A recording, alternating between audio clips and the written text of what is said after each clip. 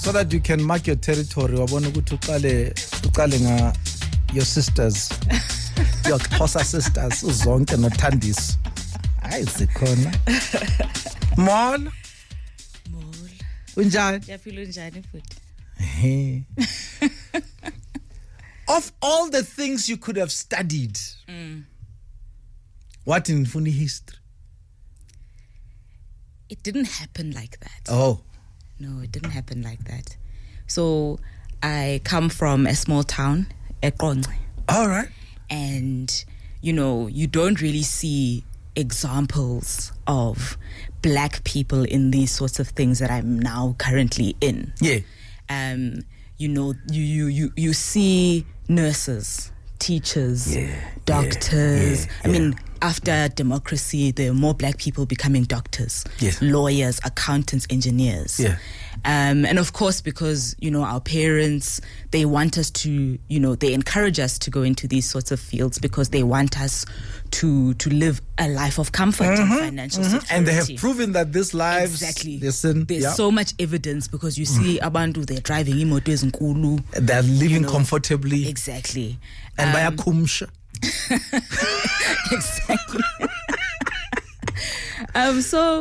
So for me, I think I remember the first time I watched the History Channel and I think it was an episode on Egypt, and I thought to myself, okay, I would be so interested. I got curious about archaeology. Yes. But I thought to myself, okay, who does archaeology? Yeah. Who studies these things? There's no one I know. Yeah. And then when I was at university, I had enrolled. This is Rhodes. Yes. I had enrolled for a BA. And I'd taken subjects in history. I did well in history in school. Sure. So that was an obvious choice. Yeah. And I was also interested in perhaps law, But over time, I was like, no, this is the law, the legal side. It's not really interesting to me. And I think I tend to excel better when I'm interested in something. Yes. Yes. And isn't that the key ingredient? Yeah. Yeah. I think some people are very much able to just, put their mind to it, right? Yeah, whether they like it or not. Yeah. I'm just not that person. Yeah. So I chose this path, and I thought, you know what? At the end of the day, I have to make it work. So you let go of law. Yes. And followed? I followed history and politics. Fully in. Do you have to remember everything, God? Like time, that's the only thing that frustrated me. I love it. I enjoy it. It's like you're listening to a story. Do I have to really remember timelines? Oh, tick. I think it's in the way that we learn it that makes a difference. So I think a lot of people kind of are put off by it because you're taught you need to remember these dates and on this day. But I think when there's a story told, when there are names and there are faces and there are places that we attach to these dates, I think it becomes even more interesting. Because the funny thing is, when I think back on why I became a historian, why did this happen? I realized that, we encounter history through visuals. Yes. Before you learn to read, you can see. You see the world around you. And the nice thing about South Africa, good thing, bad thing, is that, the history aesthetically is all around us. The statues. The fabrics, the colors. Everything is connected to why our country is the way that it is. And we have some amazing photographers that have contributed to showing the world our journey. And so we've engaged with history just by looking, just by seeing things in a newspaper. Wow. And before you learn to read, before you finally have the vocabulary to understand what happened, let's take, for example, we're going to go into Youth Month.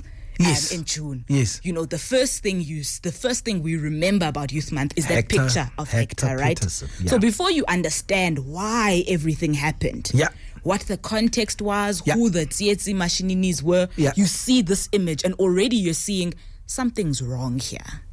Something happened here that was incredibly But wrong. we don't ask that question that probes that picture. Yeah, but I think the visual, but what we see kind of triggers questions, even though we Yes. don't ask. Yeah. Then people like me come in. Yeah. And then we say, look at this image. Here is the context. And all of a sudden, people start to connect the dots. Because following you on Twitter is a fascinating thing, because that's what you tweet a lot, by the way. If you just joined us, Zikhona Valela is here. She's a historian. She did have masters on Winnie Madikizela Mandela. We'll come to that. But that's the thing that, give me an example that you tweeted something and you were pleasantly surprised at how much it intrigued people. You do a lot of this, but what is the one that was your favorite? Sure. I think the one that was probably my favorite was the one I did on Women's Day last year. Okay. So I think a lot of people tend to be very tired of Women's Day because I think it's very much Just try it. yeah. So I think when I just started saying, okay, these are the women you need to know. Yeah. I think a lot of people started to sort of get excited about the fact that, okay, this day that we remember, like, what is it connected to? Why is it? Yeah. You know, and I think often when it comes to the history of this country, women are kept out of it, you know, and there's so many fascinating women who contributed to what we have. And Give me a name talked that about. we never talk about. We never really talk about Nomvo Boy. Who's that? So she was the first woman who was arrested for underground activities in about 1964. So in the 1960s, we know that after Sharpeville, all the organizations were banned, and then the movements went underground. The armed struggle sort of started. So she was the first person to join a military wing. Yes. So the PAC's military wing was first named Boko, and then it became APLA. Yes. So she was involved in, you know, doing underground activities, carrying weapons, parcels, and so on. She was arrested in 1964. She was held in Kroonstad, and then and in Ngobo as well. So many other parts of South Africa she's seen through the prison system. And then she went out of the country into the training camps and the exile camps that were set up by the PAC at the time. And she was one of the women who, and members of the ANC, sorry, the PAC rather, who actually had observer status. The PAC was the first political organization in South Africa to have observer status to the UN. Meaning coming elections and things like that, they can go and observe. No, to the UN. Or to the UN. Yes, to the General Assembly. Okay. So, because I mean, the political organizations, you know, over time, as people started to see what apartheid was, you know, all of a sudden the political organizations started to become the more legitimate representation of of South Africa. Yeah. Right? Yeah. Because they were on the side of freedom and peace and so on. So she was an observer. Where was she from? She was from the Eastern Cape. Where? She was born in Butterworth. And then for her to be in Johannesburg, was it this the whole migrant labor thing, or? Yes, in a way, you know. Okay. But she was mostly based in the Eastern Cape, because we also have to understand. I think the thing that we don't really talk about is how, you know, the Pan-Africanist Congress had a stronghold in the Cape.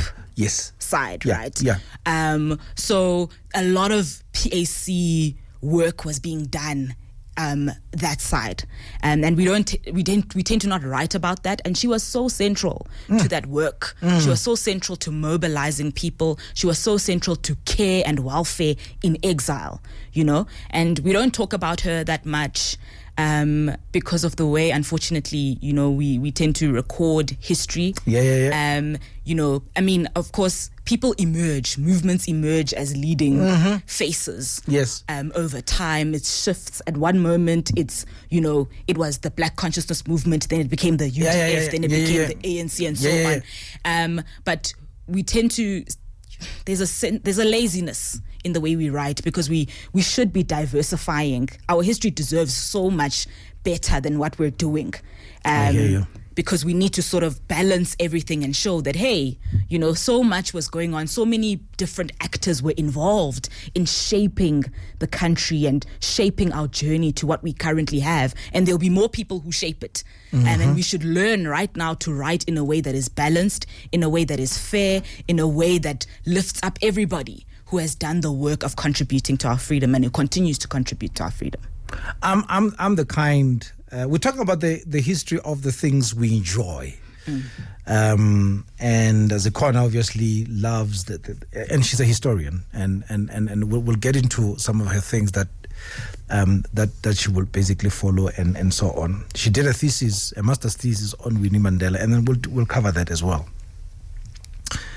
What is your favorite meal? I don't think I have one. No? Like stuff that makes you feel like, yo, because earlier on I asked, you know amagwinya, musne? Yes. No, ngesixhosa. No, ngamagwinya. Amagwinya. Yeah. Okay, the name. What about the name? Why magwinya? Why gwinya? You know what I mean? And isn't that what history does? It makes you question these things. Who came up with the name Amagwinya? And who came up with the method? I mean, I don't know if we can sort of really trace those things right down to the T. Yeah. I think, I think some things just happen organically. People just discover. And you may find that the people named it that. Yeah, and I think things just happen organically. I think people are curious and are going to think, what does this do? If I did that and I mixed that and I then did that, it's sometimes things happen through trial and error on, Yeah. And I think also when it comes to like history of food, I'm trying to think what my favorite food is. Fruit?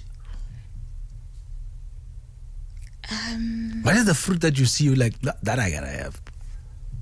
I think I love grapes. Yeah. I love grapes. Yeah.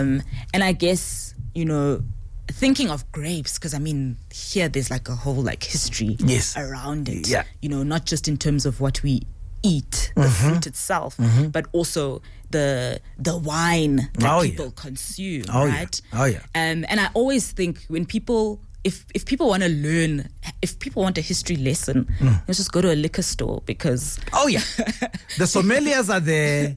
And so and on. Also just the bottle as itself, just turning the bottle and seeing just the history behind it. Because there's a story written there. Yes. Of course, one needs to approach with caution when it comes to those kinds of things, because they're always going to try and present the best image. It's a marketing, it's a pitch. Yeah. Because viticulture in this country, is attached to a painful past. It's attached to slavery, right? It's attached to, and I mean, you even see in some of these packages the emblems of the Dutch East India Company. Yes. So I think while they present their best image, because that's what they're going to do, because they're going to make money. But there is also this sort of painful story. Will that make people stop drinking that wine, though? I don't think it will. But I do think that maybe what the conversation that it can maybe start is how to maybe kickstart some restorative processes for communities that were affected by slavery and exploitation. Yes. That maybe if people, because I mean, we know that there are emerging black winemakers. So how do we create an industry that is, that is going towards a more ethical practices? I mean, I think up until 2015, even, the most recent that I can remember, the DOP system was being used to pay people. So basically, what's the DOP system? So the DOP system is paying people in alcohol. Hi. As opposed to usebenzile marapuza. And that goes back to when slavery started. So when when children were captured, children that were captured off another boat off the Atlantic Ocean, they came here on the boat called the Amersfoort, about 200 enslaved people captured from Angola. They came here and they were put in school, and every day after school they would be given a shot of whiskey. Every single day. What does that do to a person? And this is before the wine industry took off. After wine became a viable thing, then wine became that sort of way of, I guess, drugging people, inebriating children. I'm not sure if I want to know history. You know what I mean? And I get what our people are saying, especially when I started posting about this. They're like, hey, I'm not sure if I really want to know the history of what I enjoy. What if I don't like the history? You know what I mean? Anyway, Zikhona is here, and this is Car 959. Jacaranda trees. Let me tell you why I'm asking you about jacaranda trees, because it's one of the things that she had to research because of an incident at home. What did you find? So, my mom loves, growing vegetables. She grew up, with that, growing vegetables and everything. I mean, a lot of our parents from rural villages, are self-sustaining in those ways, where they can. So at home, there was so much difficulty with growing vegetables. They would never really grow well. They would never really survive. And then at some point, I think when I was just looking at, I think there was an image that I just happened to come across about just a gorgeous image of jacarandas lining in their purple, the street. Yes. Purple glory. Just beautiful photography on jacarandas. And then I read a bit about this tree. Yeah. And I learned that during the colonial era, as the colonizers, like in this instance, in the South African instance, the British, as they conquered spaces, as they conquered land and drove people out, they planted jacaranda trees. And this was done to kill the soil, to kill the viability of the soil, to kill its ability to produce anything. And the thing is, the more you plant, jacarandas can go very far in their roots. Yes. And therefore, when you plant them, you kill any possibility of growing produce, vegetables and so on, right? No way. So when you think of the city and how, we love the beautiful jacaranda. We brag about it. In spring. I remember, I think when I moved to Joburg last year, and people would talk about this thing called jacaranda season. Yeah. Because of this period later in the year of just this purple that dots the different parts of the city and so on in such a beautiful way. I remembered the story. I'm like, oh, wow.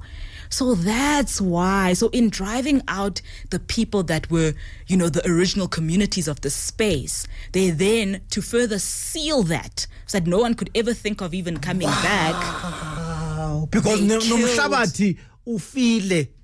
We can't live here. We can't exist here. We can't survive here. So even if there were sort of communities, even as colonial encroachment happened, even if there were those communities that still refused to leave, what was the point of even staying? Yes. If you can't viably grow anything. So all these beautiful trees we see around. Pretoria is called Jacaranda City. All these beautiful trees, I mean, that's why if you look at farmlands, farms are very far off from the city, for these reasons, so that there's no tree, there's no sort of plants that can interfere with the work of producing food. That is so evil. I guess I'd say it's an agricultural kind of warfare. It is warfare. How deep do you have to think? Yo, Teko, Wow. We can end here, eh? Sure. You see? That's why I love this tag. That's the history of things we enjoy. We love the purple of the Jacaranda tree. Do you know why they were planted in the first place? We'll leave it there. Zikhona is here as my guest. Don't forget, you still have a chance to win yourself 1,000 rand in this hour as you SMS Kaya 959 to 36959. But before we take a break, a master's on Umama Winnie. Why? I think I was growing up, what I understood about Winnie Madikizela Mandela is that she was a cautionary tale.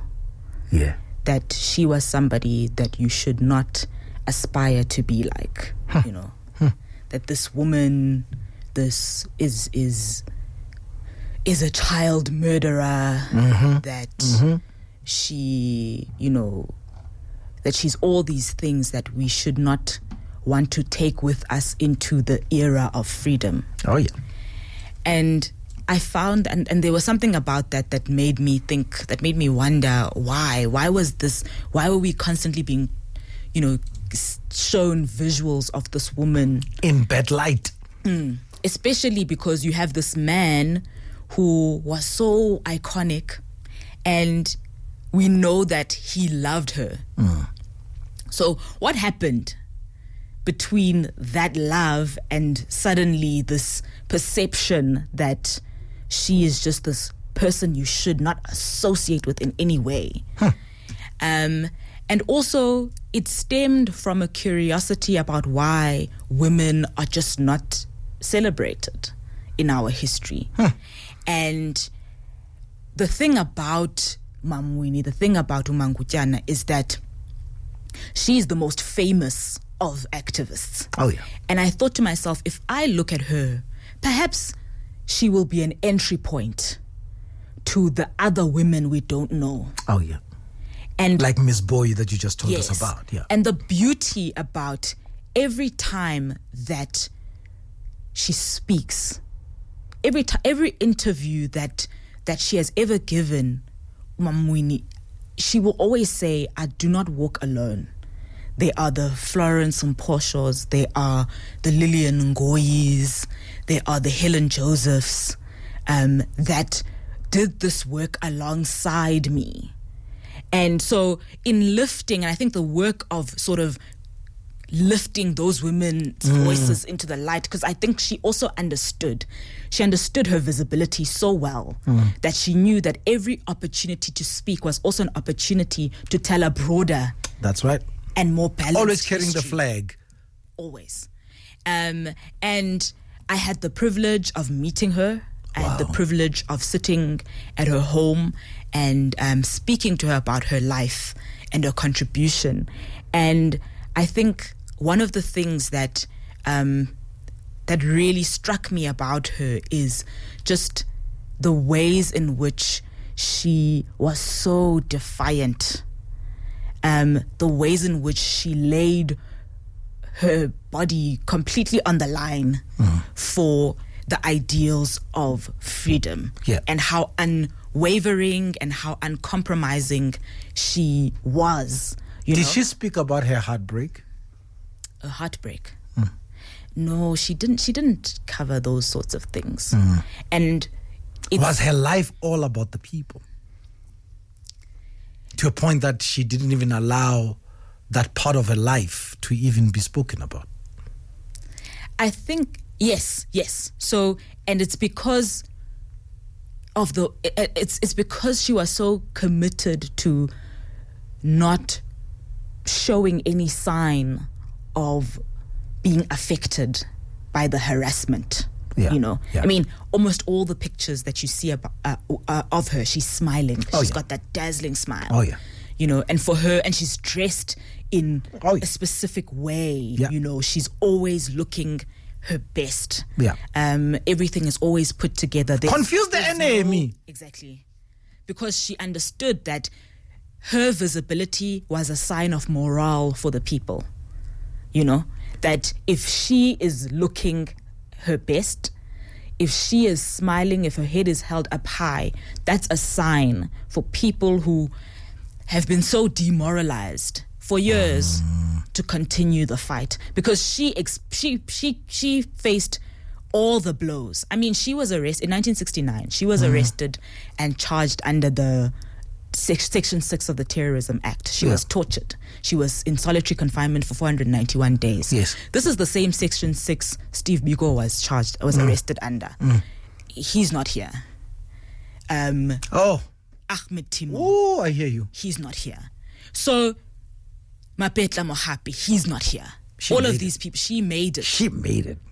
And if someone can make it, what do you think they are going to... What do you think their outlook on the fight for liberation is going to be, considering that virtually everything has been done to break them down physically and psychologically? And therefore, to read Winnie Madikizela Mandela is to understand how liberation movements engage with violent regimes. It's to understand the fact that, you know, women were articulating their motherhood in different ways, in militant ways too. You know, that nurture in the liberation movement, nurture is going to be militant too. And that war is war, and in a war situation, women are going to be involved, and they're going to engage in ways that, they are going to engage in the culture of war. And it also helps us understand, when we think about Umangutjana, we also understand that, you know, the balance in the liberation movement, you know, in the armed struggle was very much unfairly tilted towards the state. We must understand that, right? Because it had the monopoly on violence. Yes. And we have to understand that in the era of the 80s, the necklacing era and all of that, and the impi and so on, is that the unfortunate thing about these community spaces that she was a part is that rumor was so powerful in infiltrating the movement. Oh, yeah. Because people are disappearing and turning up dead so fast. There is no time to sit and investigate who's doing what. Yeah. Because the longer we sit, the more people disappear and turn up dead. You need to act. And this is why, you know, and this is where the blind spots appear. So because, you know, she's implicated in these things, in these violent acts, we have to understand and read those violent acts in the ways that the state, as ways of understanding the ways the state infiltrates these spaces, that even people who are held in such high regard can also not see what's going on. Oh, yeah. Can also not pause. Because also, do they have the privilege to sit and pause when so many people are dying and turning up dead? And I think that helps us understand rumor as well, and how it worked to try and break down movements. And we do that and we do that as a way of understanding and empathizing with communities. And also, I think in my research of her, one of the things that I hope will happen one day for us is to sit down, because violence happened in these communities, is to sit down, have black people sit with each other and talk about the ways they brutalized one another and find healing in those spaces. Because I don't think black people were afforded the time and the space and the room and the privacy to say, you know what, TBose, you hurt me in that moment. My uncle died because of a rumor. You know me, you should have, because neighbors turned on each other, right? Oh, yeah. So, you know me, why would you allow this?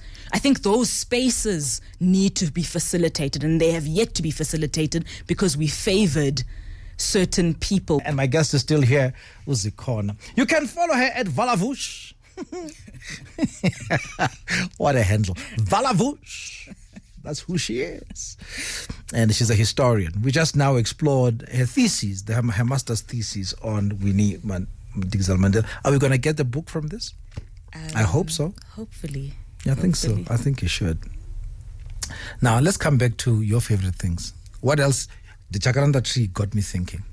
What else? What else did you research and like? we will be shocked to know the truth? So I research. I mean, I think I do. I research a lot of things. You know.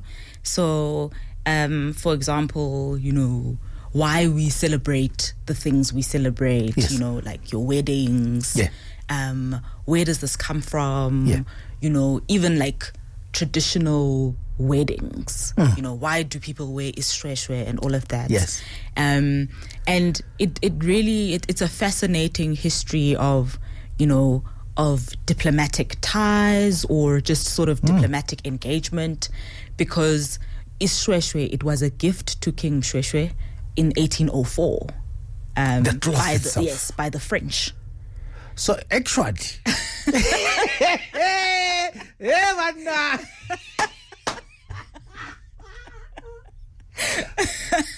you'll do the ... So actually.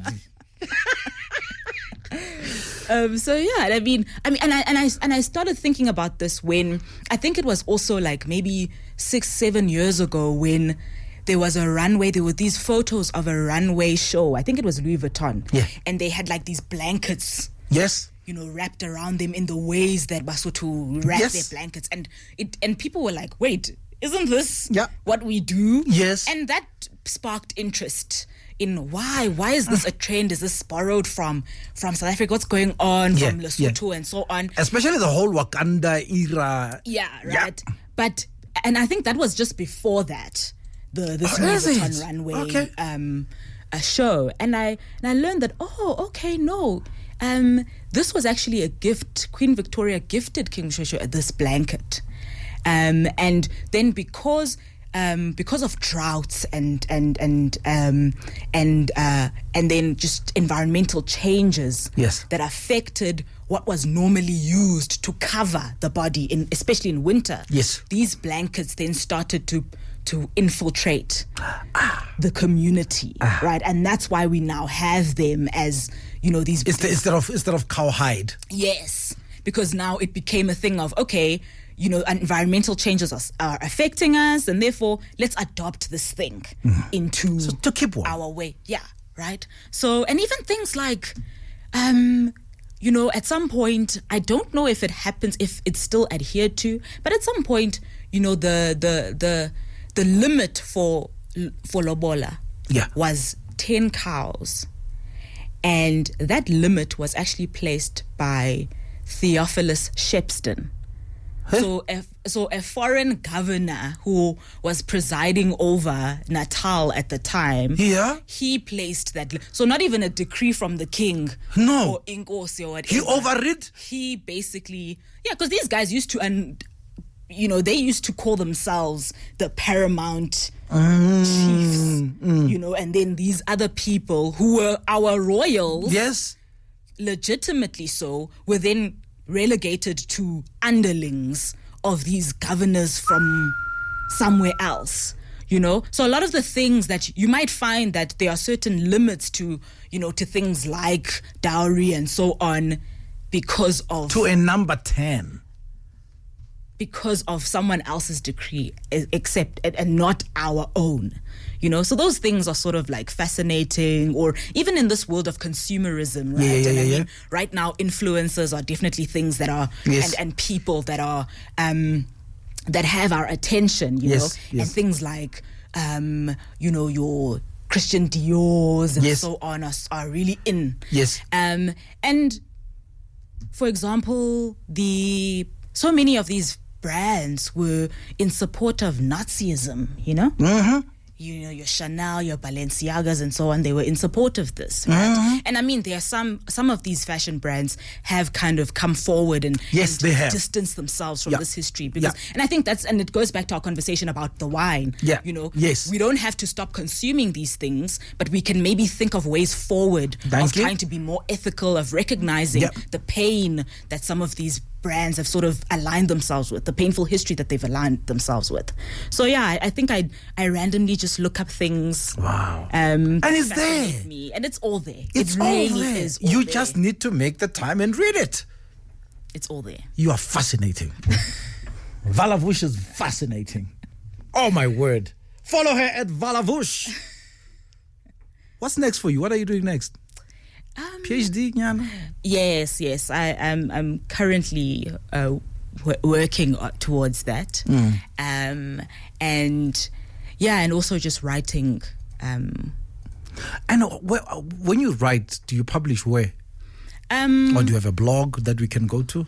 I've published on various platforms that are available out there. I usually share the articles that via your Twitter handle. Okay. But I am working on a newsletter that I hope to launch very soon. Wonderful.